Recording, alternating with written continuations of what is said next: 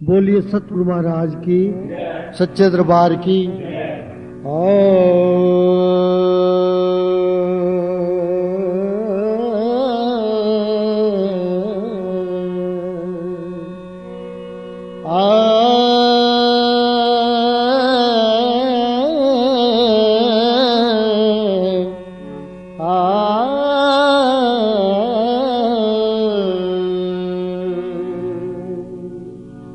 किस नाल की जय दोषी, किस नाल की जय दोषी, सब जग चलन सब जग चलन सब जग चलन सब जग चलन किस नाल की जय दोषी।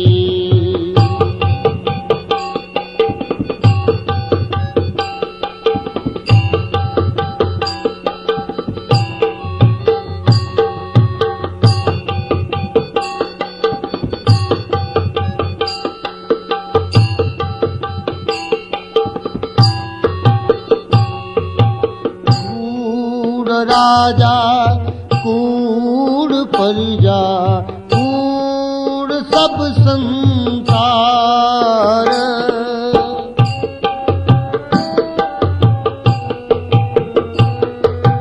कूड़ राजा कूड़ प्रजा कूड़ सब संसार, कूड़ मंडप माड़ी कूड़ वैसनहार, कूड़ वैसनहार, किस नाल की जय दोषी, किस नाल की जय दोषी, सब जग चलन जग चलन किस नाल की जय दोषी।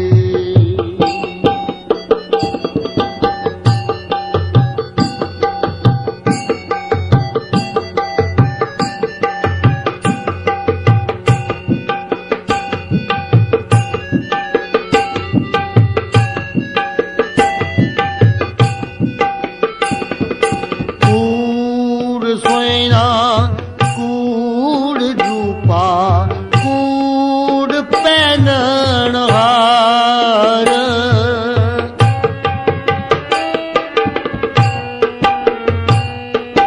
कूड़ सोयना कूड़ रूपा कूड़ पहनन हार, कूड़ काया कपड़ कूड़ रूप अपार, कूड़ रूप अपार, किस नाल की जय दोषी, किस नाल की जय दोषी, सब जग चलन सब जग चलन किस नाल की जय दोषी।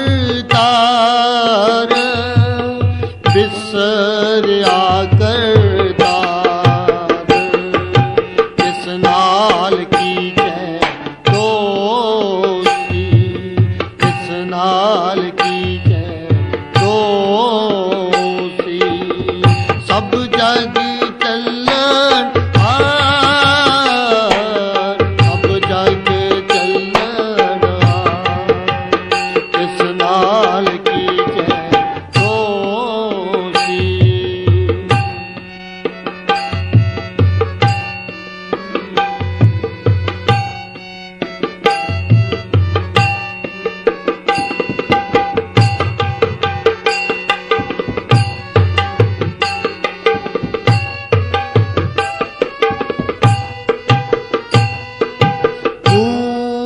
मिठा कूड़ माचो कूड़ डोबे पूर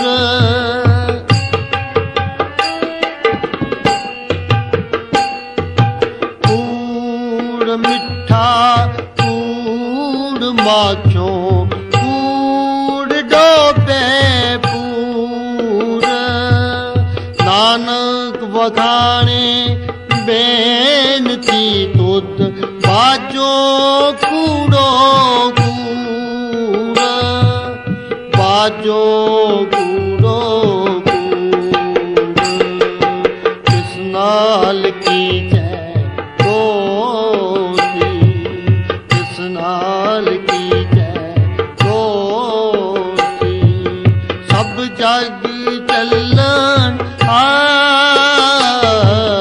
सब जग चलन हार सब जग चलन हार सब जग चलन हार किस नाल की जय दोषी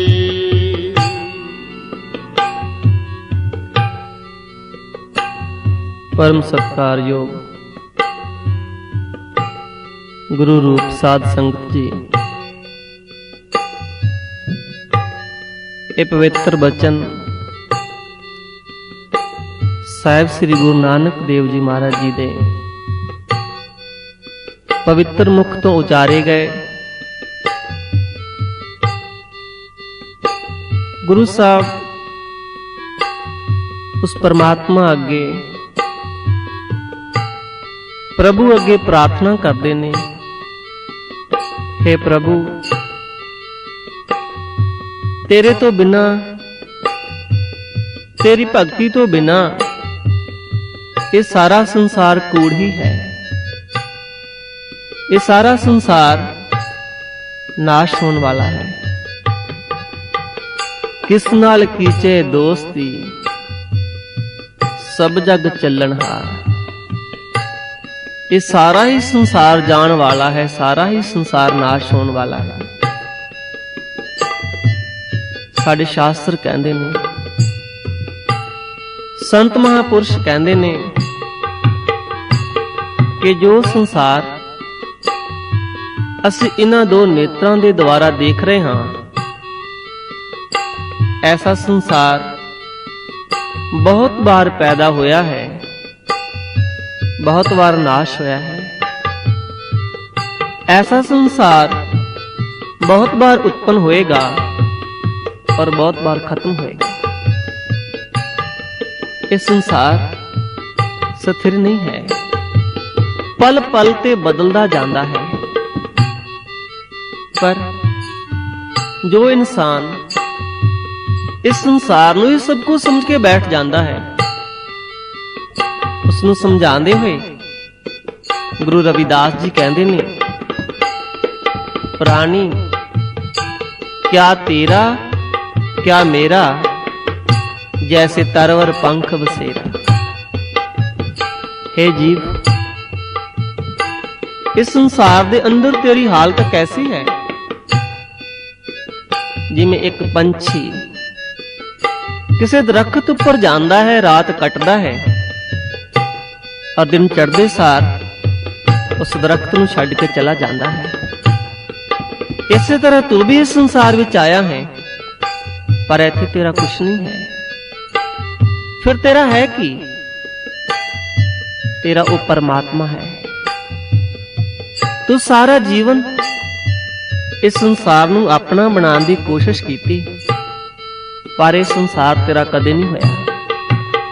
ਜੇਕਰ ਤੂੰ ਉਸ ਮਾਲਕ ਨੂੰ, ਉਸ ਪਰਮਾਤਮਾ ਨੂੰ ਕਿਤੇ ਇੱਕ ਵਾਰ ਵੀ ਪੁਕਾਰ ਕੇ ਕਹਿ ਦੇ ਕਿ ਪ੍ਰਭੂ ਤੂੰ ਮੇਰਾ ਹੈ, ਤਾਂ ਉਹ ਮਾਲਕ ਤੈਨੂੰ ਆਪਣੇ ਚਰਨਾਂ ਵਿੱਚ ਲੈ ਲਏਗਾ, ਉਹ ਮਾਲਕ ਤੈਨੂੰ ਅਪਣਾ ਲਵੇਗਾ।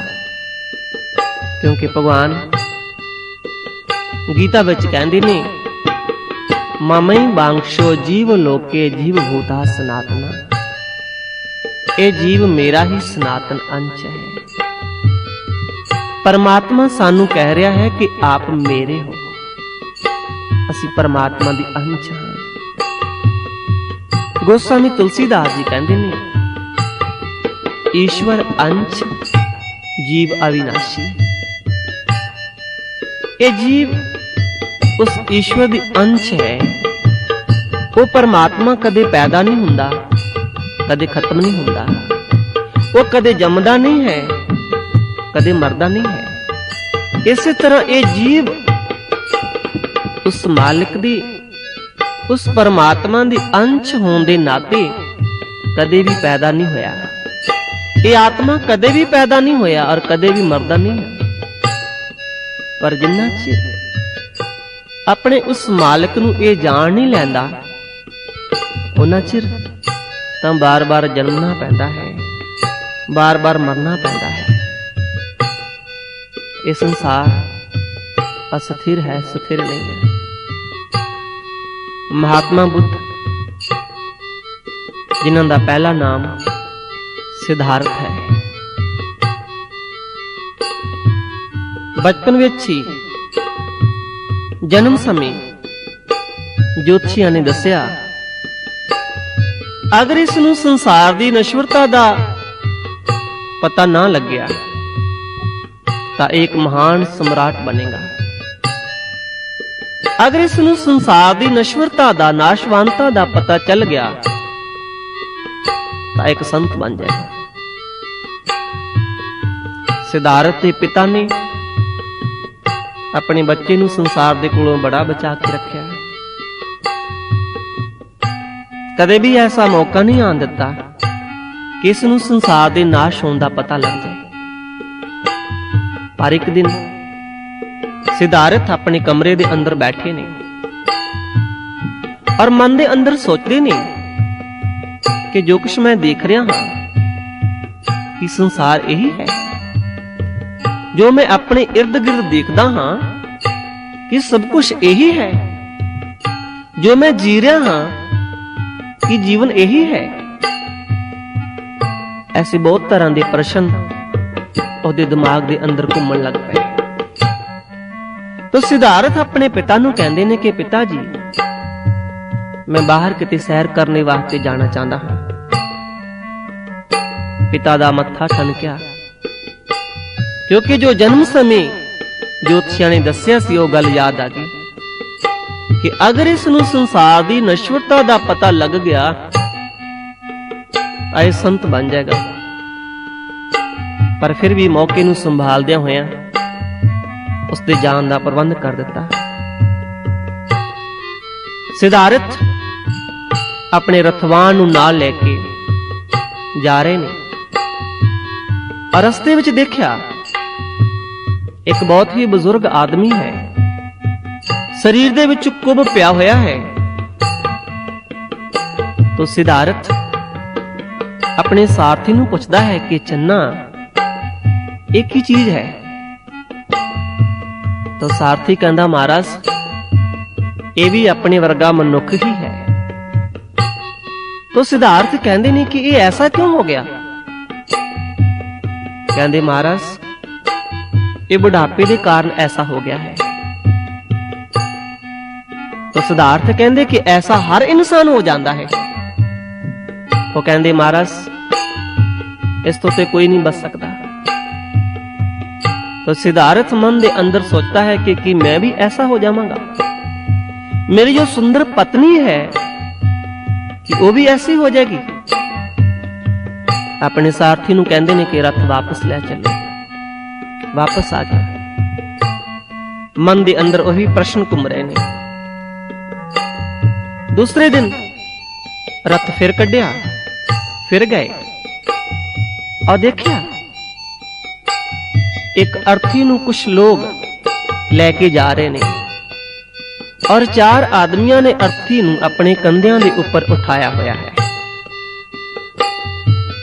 तो जिस वेले बुद्ध ने देखा, जिस वेले सिद्धार्थ ने देखा, फिर प्रश्न करता है सारथी नूं। एक ही चीज है जो 8 पैरां दे नाल चलदी है। तो सारथी कहंदा महाराज एक आदमी दी मौत हो गई है, ये 4 आदमी उसनूं उठा के शमशान घाट तक ले जाएंगे, उत्थे जाके इसनूं जलाया जाएगा। तो बुद्ध कहंदे ने, सिद्धार्थ कहंदे ने कि मैनू भी अखीर समय ऐसे तरह ही जलाया जाएगा। वो कहंदे महाराज इस भयानक दुख तो ते कोई नहीं बच सकता। सिद्धार्थ कहंदे ने कि रथ वापस ले चलो। वापस आ गए। अगले दिन रथ फिर बाहर कढ़िया और देखा एक सन्यासी है, तन दे उपर फटे पुराने गेरुआ कपड़े ने, पर चेहरे दे उपर जो नूर है उसनूं देख के सिद्धार्थ हैरान रह गया कि एक फटे पुराने कपड़े पाए हुए इस इंसान ने और चेहरे उपर ऐना नूर। सिद्धार्थ अपने सारथी नूं पुछदे ने कि छन्ना ये कौन है? तो सारथी दसदा है महाराज ये सन्यासी है, इसके चेहरे दे उपर ऐना नूर क्यों है? कहंदा महाराज ये सन्यासी है, इसने इस ब्रह्म ज्ञान नूं प्राप्त किया है, ये मौत नूं पार कर गया है, इस करके इसनूं कोई चिंता नहीं है, कोई दुख नहीं है। यही कारण है कि इसके चेहरे के ऊपर ऐना नूर है। तो बुद्ध उस ज्ञान की तलाश च निकलते ने, बुद्ध परण करते ने, संकल्प लैंदे ने कि मैं भी मौत नूं पार करांगा। और बुद्ध ने, सिद्धार्थ ने मौत नूं पार कीता और महात्मा बुद्धा हो गए। तो जिसने भी उस आत्म ज्ञान नूं प्राप्त करके उस मौत नूं पार कर लिया, उसदे वास्ते तां ये संसार, ये जग सच्चे की है कोठड़ी, सच्चे का विश्वास। ये उस मालक दा घर बन जांदा है ये संसार। पर जिसने उस सच नूं प्राप्त नहीं कीता तां ये संसार उसनूं दुख देने वाला ही बन जाता है। और ये संसार दुख ते दे ही रहा है, पर एक दिन ये नाश हो जाने वाला है, नाश भी हो जाएगा। इस करके गुरु साहब कहंदे ने कि प्रभु तेरे तो बिना किसी होर दे नाल दोस्ती पाइए, किसी होर दे नाल प्रेम करिए तो क्यों करिए, क्योंकि सारा संसार ते नाश हो जाने वाला है।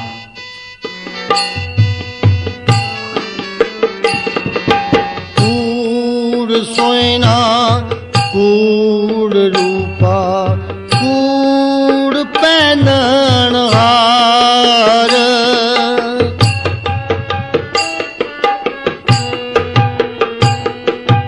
कूड़ सोयना कूड़ रूपा कूड़ पहनन हार, कूड़ काया कपड़ कूड़ रूप अपार, कूड़ रूप अपार। किस नाल कीचै दोषी, किस नाल कीचै दोषी, सब जग चलन सब जग चलन हार, सब जग चलन हार, सब जग चलन हार। किस नाल कीचै दोषी। कूड़ सोयना कूड़ रूपा कूड़ पहनन हार। सोना चांदी ये जिन्ने भी इंसान गहने पहनदा है कहंदे सब ये कूड़ ने। कूड़ पहनन हार। जिस शरीर दे उपर ये गहने पहने जाते ने और शरीर भी कूड़ है, वो शरीर भी नाश हो जाने वाला है। इस करके महापुरुष गुरु साहब सानू चेतावनी दिंदे ने, साधो ये तन मिथ्या जानो, जा भीतर जो राम बस्त है साचा ताहे पछानो। ये संसार ये शरीर नाश हो जाने वाला है, पर इस शरीर दे अंदर जो मालक तेरा बैठा है उसनू तू पहचान ले। वही तेरा असली जीवन है, उसे नू ही जीना कहंदे ने। नहीं तां पल पल ते जिसनू असीं जीवन कहंदे हां ये सानू मौत वाले पासे लेके जा रहा है। जीवन की है? कहंदे ने एक बार ईसा मसीह अपनी बस्ती विच जा रहे ने और रस्ते विच देखिया एक आदमी मच्छियां फड़ रहा है। उसने पूछा तेरा नाम की है? कहना मेरा नाम पीटर है। तो ईसा कहंदे ने कि पीटर ये जो मच्छियां फड़न दा कम है ये तू कदों तो करदा है? कहंदा महाराज मेरे पिताजी भी करदे सन, दादा जी भी करदे सन, हो सकता है उन्हां दे अगे पिताजी भी करदे होण। तो ईसा कहंदे ने कि पीटर ये पाप कर्म तू कदों तक करता रहेगा? तो पीटर कहंदा महाराज मैं तो खुद चाहता हाँ कि मैं इस पाप कर्म तो बच जावां, पर मैं करां की मैनू हुण कोई रास्ता ही नहीं लभ रहा। तो ईसा कहंदे ने कि पीटर तू मेरे नाल चल, मैं तेनू जीवन देंगा, मैं तेनू रास्ता देंगा। तो पीटर ईसा मसीह दे नाल चलदा है, तुर पैंदा है।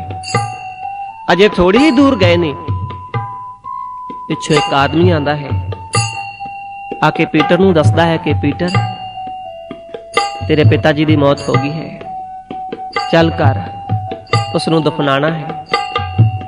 तो पीटर वापस मुड़न लगता है। तो ईसा पीटर दी बांह पकड़ लैंदे ने, कहंदे ने कित्थे जा रहे हो? पीटर कहंदा महाराज मेरे पिताजी दी मौत हो गई है, उसनू दफनाना है, इसलिए घर जा रहा हूं। तो ईसा कहंदे ने लेट द डेड बरी देयर डेड्स, मुर्दे नू मुर्दे दफना लैणगे। यू फॉलो मी, तू मेरे पीछे आ, मैं तेनू जीवन देंगा, मैं तेनू जिंदगी देंगा। मुर्दे दा संस्कार मुर्दे अपने आप ही कर लैणगे। इस करके गुरु साहब भी कहंदे ने जिस मन वसिया सोए नानक अवर ना जीव्या कोई, सो जीव्या जिस मन वसिया सोए नानक अवर ना जीव्या कोई। कहंदे जिस दे अंदर जिस घट दे अंदर वो मालक प्रगट हो गया, वो परमात्मा प्रगट हो गया, वो परमात्मा वस गया। कहंदे असली जीवन ते उसे दा ही है। जिन हरि भक्ति हृदय नहीं आनी, जीवत शव समानते प्राणी। गोस्वामी तुलसीदास जी कहंदे ने रामचित मानस दे अंदर कि जिस हृदय दे अंदर वो प्रभु भक्ति ही नहीं है, ऐसा हृदय ऐसा जीव ते जिउंदे जी एक लाश है। इस करके गुरु साहब कहंदे ने कूड़ काया कूड़ कपड़ कूड़ रूप अपार। सब कुछ ही कूड़ है, ये शरीर भी कूड़ है, ये कपड़ा भी कूड़ है। जिस सुंदर शरीर दा तू ऐना मान करदा है, जिस रूप दा तू ऐना मान करदा है, रविदास जी कहंदे ने बंके बाल पाग सिर ढेरी, ए तन होएंगे भस्म की टेरी। ये शरीर एक दिन मिट्टी हो जाएगा, राख हो जाएगा। कहंदे ने महात्मा बुद्ध एक पिंड दे बाहर ਇੱਕ ਦਰਖਤ ਦੇ ਥੱਲੇ ਬੈਠੇ ਨੇ ਔਰ ਉਹਨਾਂ ਦੇ ਕੋਲੋਂ ਇੱਕ ਵੇਸਵਾ ਗੁਜ਼ਰ ਕੇ ਗਈ। ਜਿਸ ਵੇਲੇ ਉਸਨੇ ਮਹਾਤਮਾ ਬੁੱਧ ਦੇ ਐਨੇ ਨੂਰ ਭਰੇ ਚਿਹਰੇ ਨੂੰ ਦੇਖਿਆ ਤੇ ਮਨ ਬੇਈਮਾਨ ਹੋ ਗਿਆ, ਮਨ ਦੇ ਅੰਦਰ ਵਾਸ਼ਨਾ ਜਾਗਰਿਤ ਹੋ ਗਈ। ਉਹ ਆਪਣੇ ਘਰ ਜਾਂਦੀ ਹੈ, ਆਪਣੀ ਦਾਸੀ ਨੂੰ, ਨੌਕਰਾਣੀ ਨੂੰ ਮਹਾਤਮਾ ਬੁੱਧ ਦੇ ਕੋਲ ਭੇਜਦੀ ਹੈ। ਉਹ ਦਾਸੀ ਜਾਂਦੀ ਹੈ, ਜਾ ਕੇ ਕਹਿੰਦੀ ਹੈ ਕਿ ਮੇਰੀ ਮਾਲਕਨ ਨੇ ਆਪ ਨੂੰ ਬੁਲਾਇਆ ਹੈ। ਤਾਂ ਬੁੱਧ ਕਹਿੰਦੇ ਨੇ ਕਿ ਆਪਣੀ ਮਾਲਕਨ ਨੂੰ ਕਹਿ ਦੇਣਾ ਕਿ ਮੈਂ ਆਵਾਂਗਾ। ਆਪਣੀ ਮਾਲਕਨ ਨੂੰ ਕਹਿ ਦੇਣਾ ਕਿ ਅਜੇ ਤੇਰੇ ਚਾਹਣ ਵਾਲੇ ਬਹੁਤ ਲੋਕ ਨੇ, ਅਜੇ ਤੇਰੀ ਸੁੰਦਰਤਾ ਨੂੰ ਪ੍ਰੇਮ ਕਰਨ ਵਾਲੇ ਬਹੁਤ ਲੋਕ ਨੇ, ਪਰ ਇੱਕ ਦਿਨ ਐਸਾ ਆਏਗਾ ਤੈਨੂੰ ਚਾਹਣ ਵਾਲਾ ਕੋਈ ਨਹੀਂ ਹੋਏਗਾ। ਉਸ ਦਿਨ ਮੈਂ ਆਵਾਂਗਾ।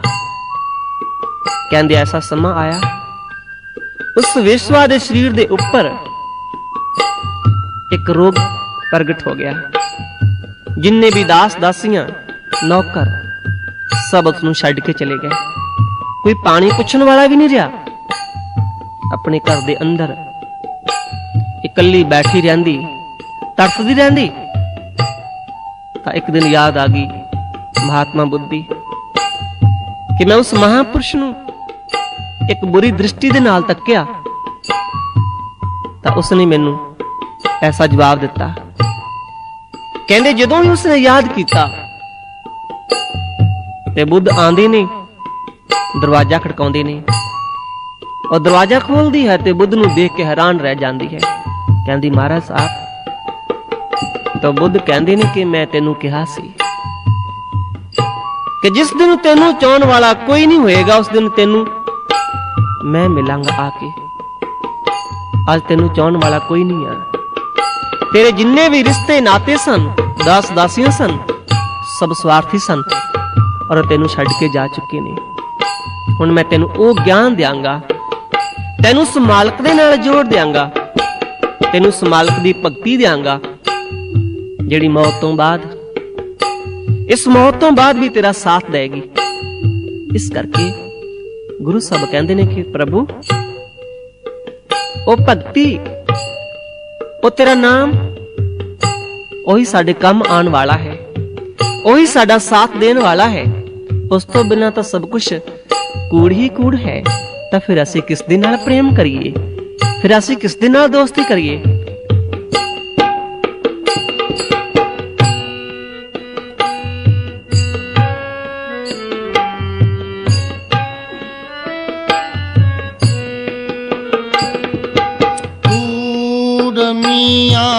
कूड़ बीबी खप होए खार,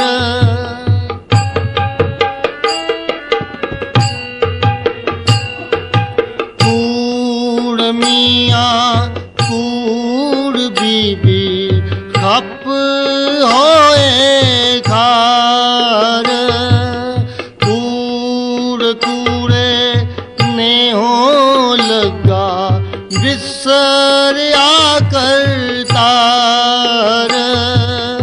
बिसरिया करतार।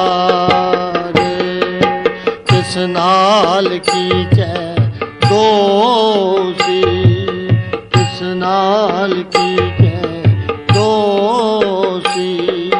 सब जग चलन हार, सब जग चलन हार, सब जग चलन हार, सब जग चलन हार। किस नाल की जय दोषी, किस नाल की जय कूड़ बीबी खप होए खार। ਗੁਰੂ ਸਾਹਿਬ ਕਹਿੰਦੇ ਨੇ ਕਿ ਉਸ ਪਰਮਾਤਮਾ ਦੀ ਭਗਤੀ ਤੋਂ ਬਿਨਾਂ, ਉਸ ਪਰਮਾਤਮਾ ਦੇ ਸੱਚੇ ਨਾਮ ਦੀ ਪ੍ਰਾਪਤੀ ਤੋਂ ਬਿਨਾਂ जो पति पत्नी का रिश्ता है वो एक वासना का रिश्ता है, वो एक स्वार्थ दे नाल भरिया होया रिश्ता है। जिमें पत्नी सोचती है कि मेरा सब तो जो नेड़े का रिश्ता है वो मेरा पति ही है। पति सोचता है कि मेरा सब तो जो नेड़े का रिश्ता है वो मेरी पत्नी है। पर गुरु साहब कहते नहीं, घर की नार उरे तन लागी, ओ त्यों भूत भूत कर भागी। ये जो रिश्ते नाते ने ये जिउंदियां जी ही ने, पर कहते मौत तो बाद कदे पति सपने विच भी आ गया ते पत्नी पता नहीं किन्ने कुछ चेलियां नूं घर विच इकट्ठे कर लेगी कि प्रेत मेरे सपने विच आया। और इसी तरह ही अगर पत्नी मौत तो बाद पति के सपने विच आ जाती है तो पति भी ऐसा ही करता है।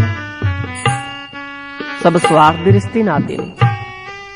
जिमें एक दिन की गल है, गुरु महाराज जी के पास बैठे सन, एक भैन जी आए जो बहुत दुखी नजर आ रहे सन, बहुत रो रहे सन।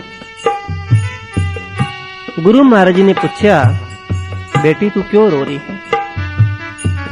तो उसने दस्या, कहती महाराज जी इस तो पहला मैं 2 लड़कियों को जन्म दिता है,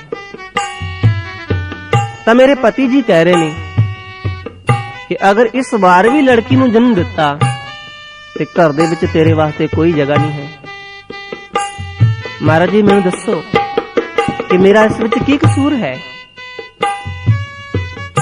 तो इस तो सानू की पता लगता है कि सब रिश्ते नाते सब स्वार्थ ही ने। गुरु साहब कहंदे ने, कूड़ मियां कूड़ बीबी खप होए खार, कूड़े कूड़े नहीं लगा विसरिया करतार।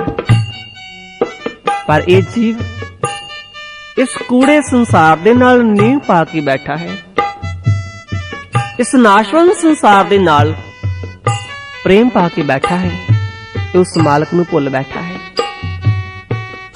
साडे शास्त्र कहंदे ने, संत महापुरुष गुरु कहंदे ने कि ये जीव अपने जन्म तो पहला उस मालक की भगती कर रहा सी, उस परमात्मा नूं याद कर रहा सी, पर जिस वेले इसदा जन्म हो गया तो उस मालक नूं ही भुल गया।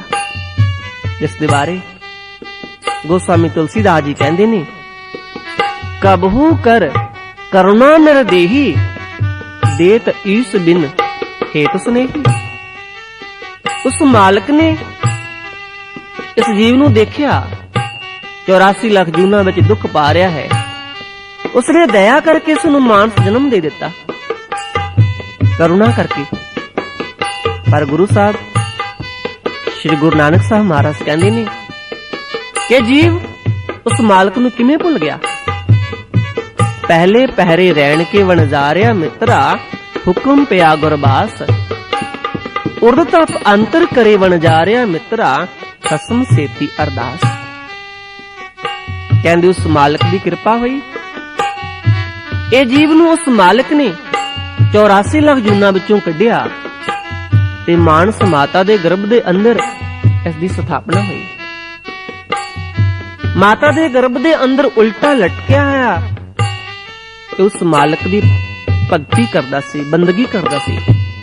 पर दूजे पहरे रहन के वणजारिया मित्रा, विसर गया ध्यान। जदों ही संसार ते जन्म होया इसका ध्यान टुट गया, भुल गया उस मालक नूं। और ऐसा भुलिया फिर कदे इसने उस मालक दे नाल जुड़न दी कोशिश ही नहीं की। कहंदे ने एक पिंड दे विच एक बहुत ही गरीब आदमी रहिंदा सी, जिसका नाम सी जीवन राम।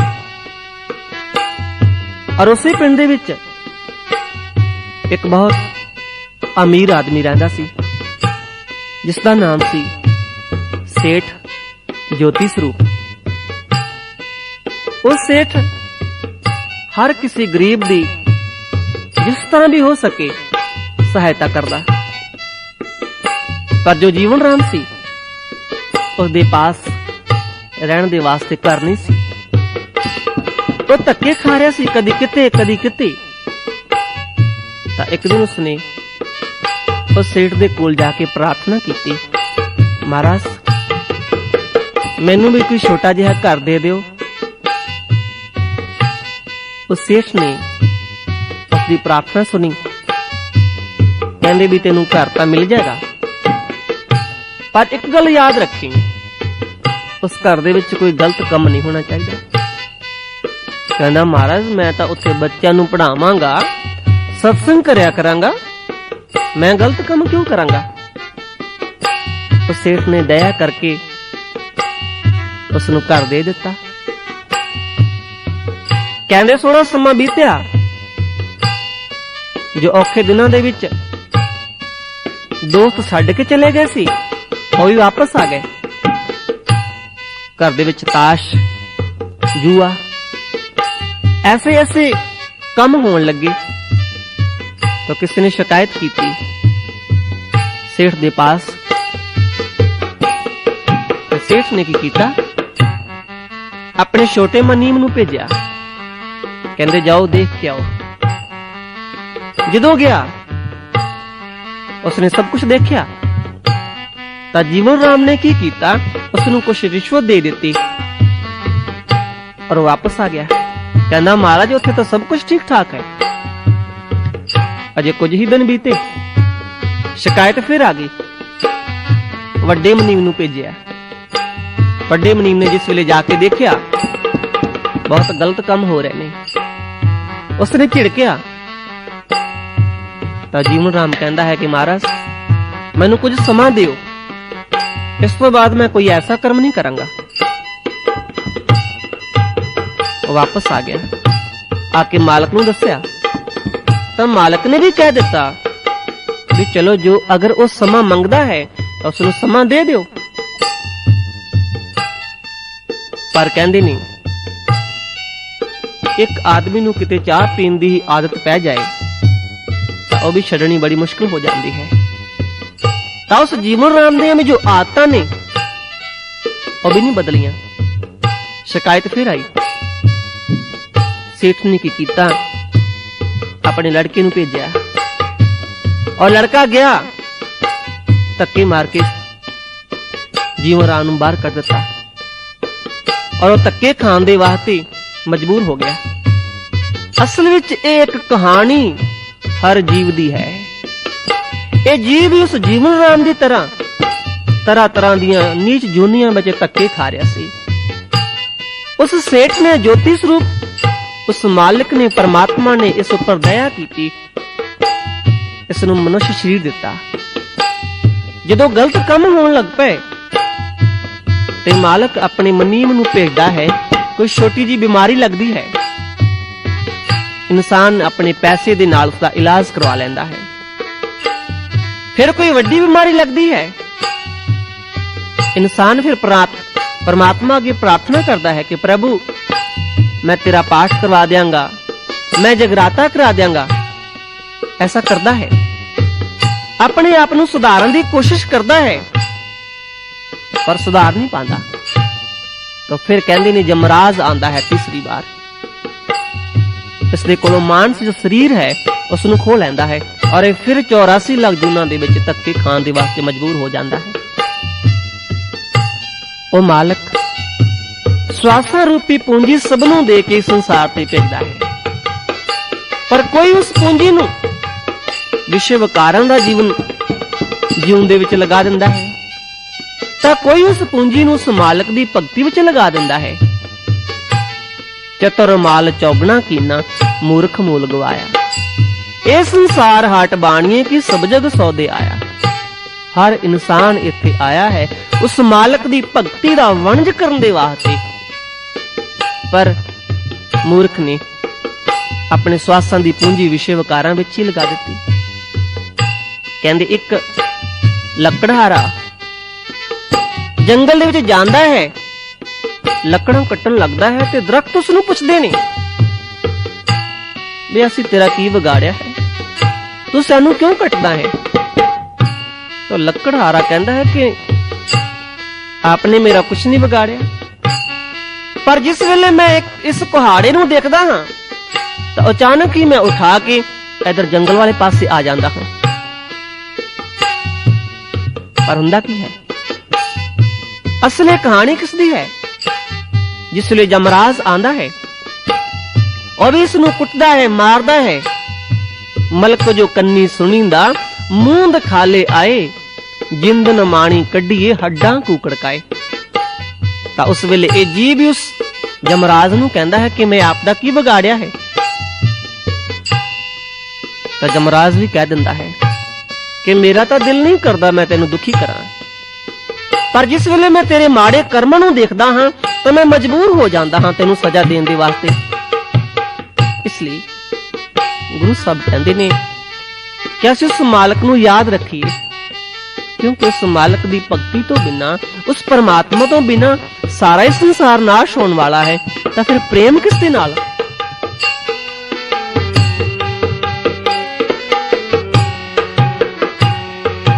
कूड़ राजा कूड़ प्रजा कूड़ सब संसार,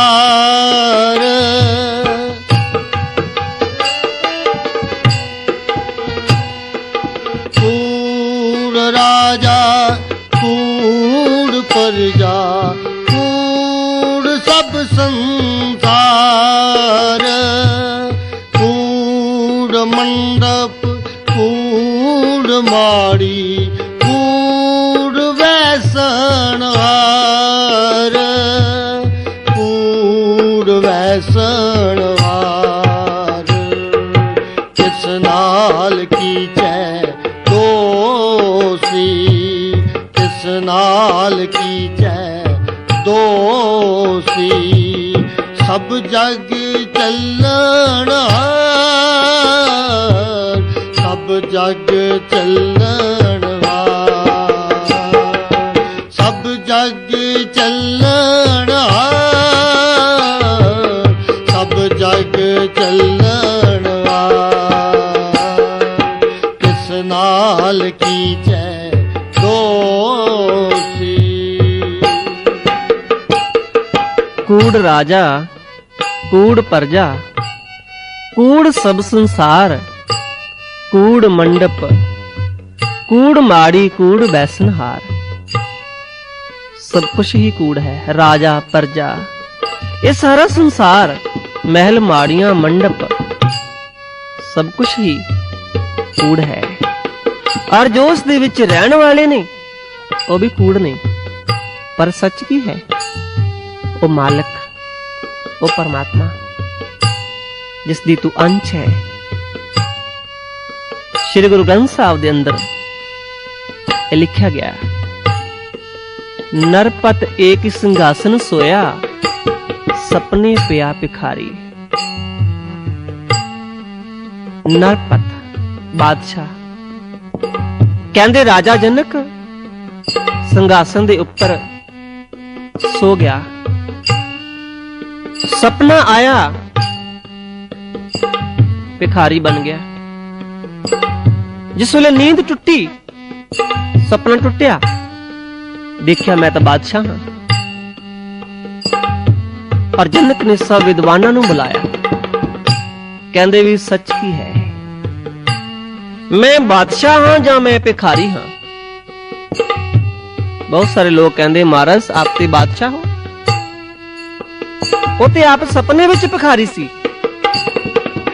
तो कुछ लोगों ने यह भी कह दिता महाराज जी हो सकता है कि आप भिखारी हो, हुण सपना देख रहे हो।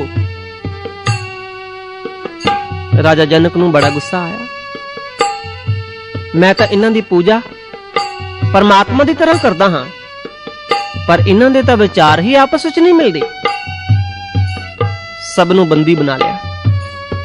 जदों तक मेरे प्रश्न का उत्तर नहीं मिलता किसी नूं नहीं छड्डांगा।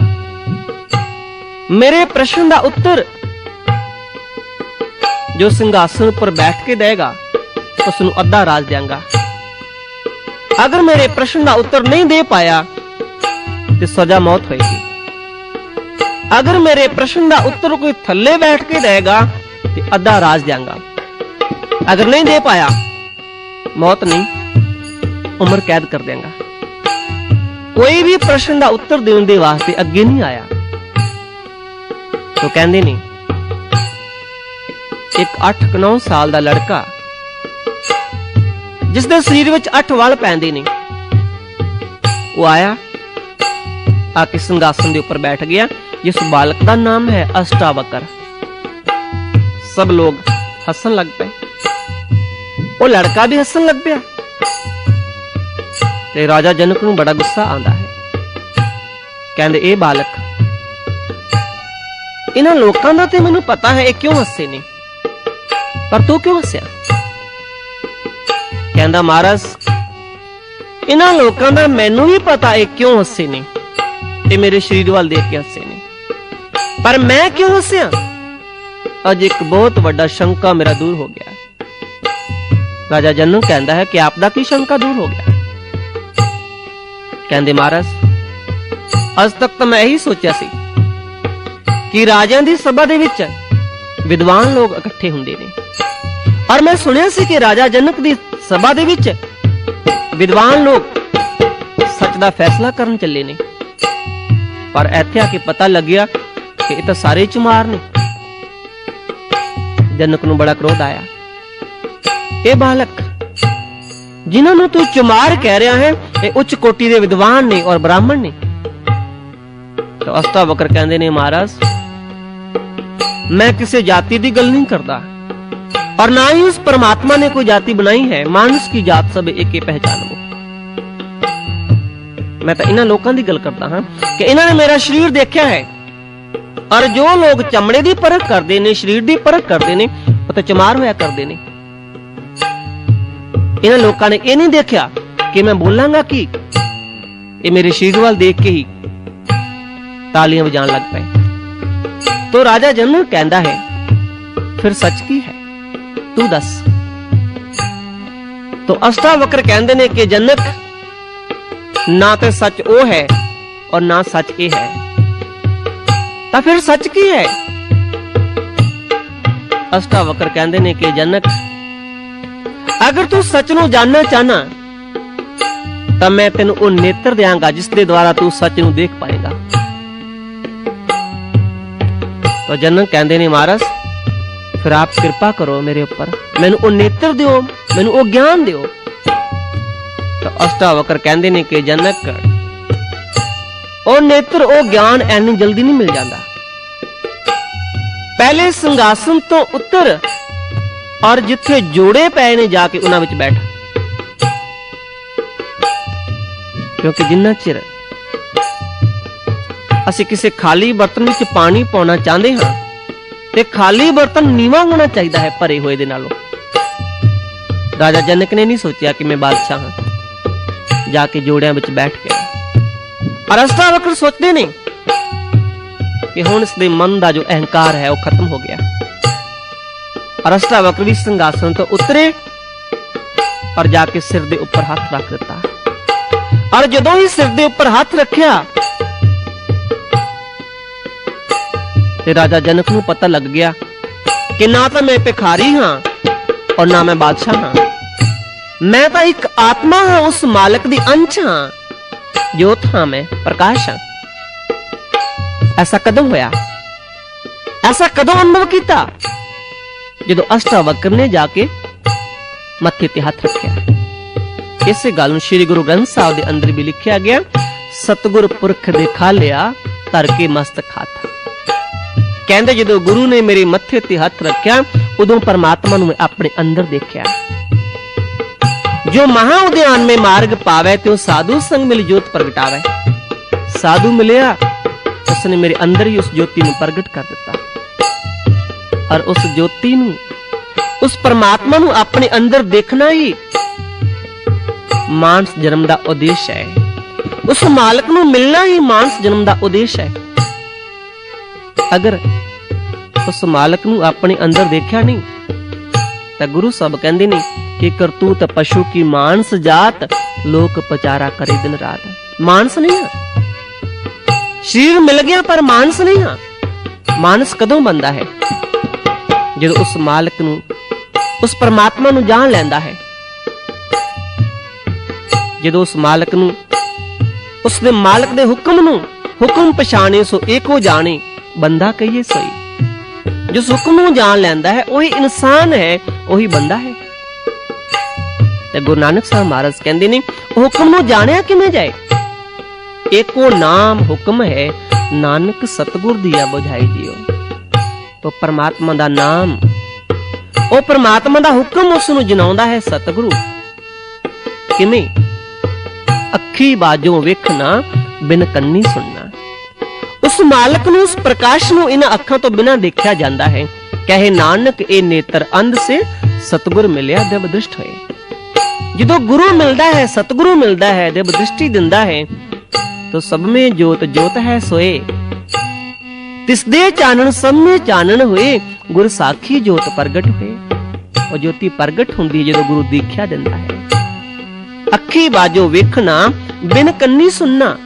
उस मालक दी आवाज नूं, धुर की बाणी नूं, ब्रह्मनाद नूं इन्हां कन्नां तो बिना सुनिया जांदा है जदों गुरु मिलदा है। कहो नानक जिस सतगुर पूरा, वाजे ताके अनहद तूरा। पैरां बाजो चलना, बिन हत्थी करना। पैरां तो बिना चल के उस मालक दे मंदिर तक पहुंचा जांदा है और बिना हत्थां तो उसदे नाम दी माला फेरी जांदी है।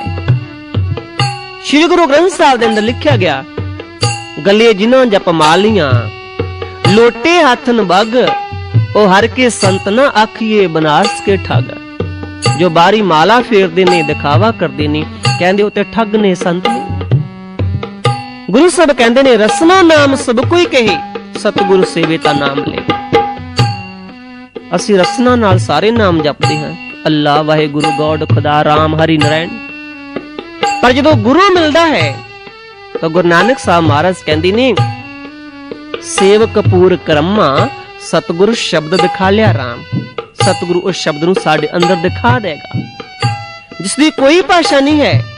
ਕਬੀਰ ਜੀ ਕਹਿੰਦੇ ਨੇ, ਐਸਾ ਸਤਿਗੁਰ ਕੀਜੀਏ ਪੜੇ ਨਿਸ਼ਾਨੇ ਚੋਟ, ਸੁਮਰਨ ਐਸੇ ਕੀਜੀਏ ਨਾ ਜੀਭ ਹਿੱਲੇ ਨਾ ਹੋਠ।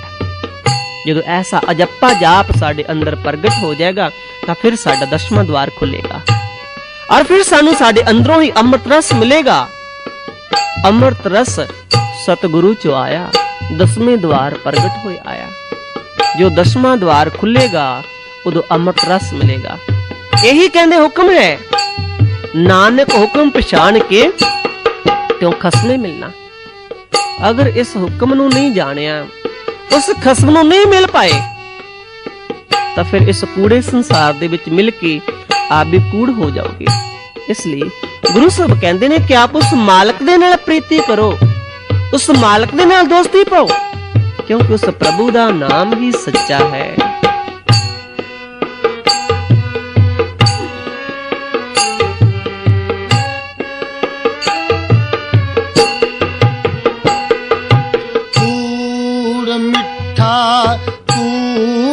माथों कूड़ डोबे पूर,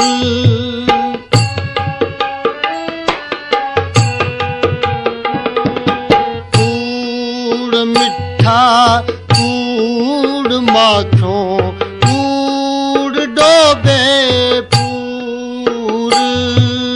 नानक बखाने बेनती तुद बाजो कूड़ो कूड़, तुद बाजो कूड़ो कूड़। किस नाल की जय दोषी, किस नाल की जय दोषी। सब जग चलन हार, सब जग चलन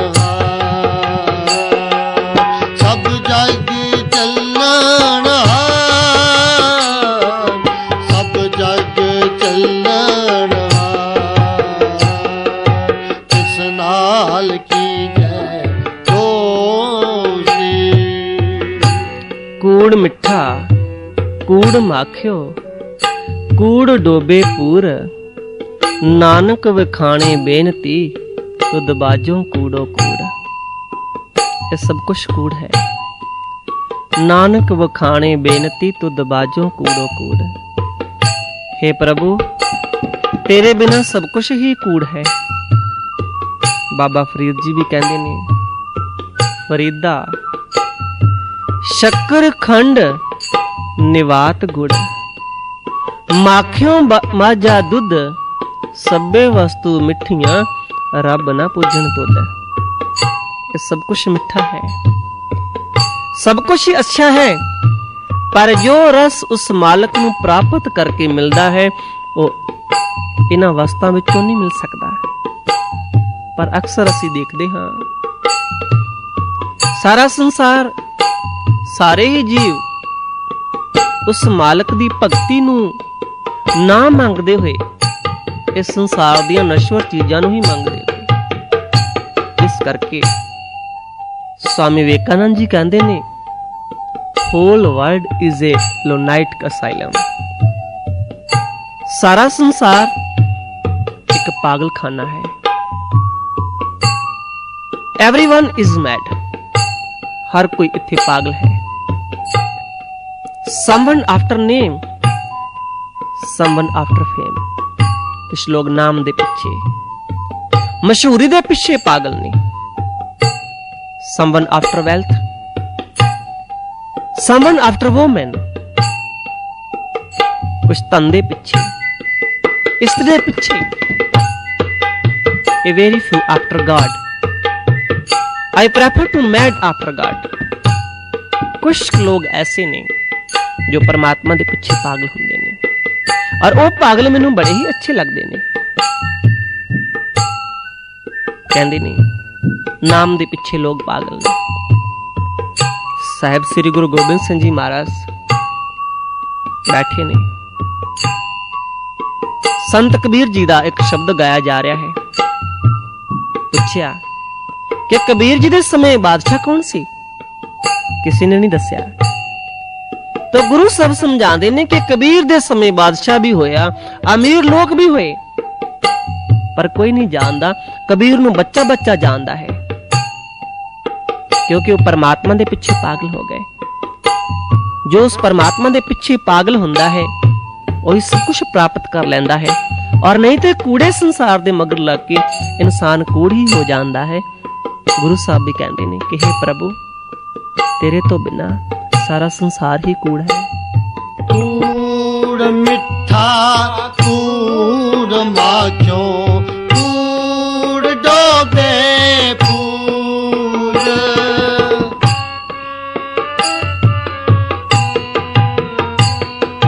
नानक बखाने बेनती, तुद बाजो कूड़ो कूड़, बाजो कूड़ो कूड़।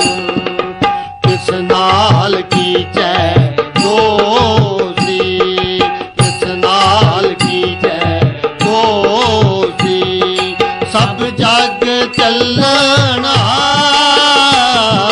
सब जग चलना, सब जग चलना, सब जग चलना। किस नाल की जय दोषी, किस नाल की जय दोषी। सब जग चलना,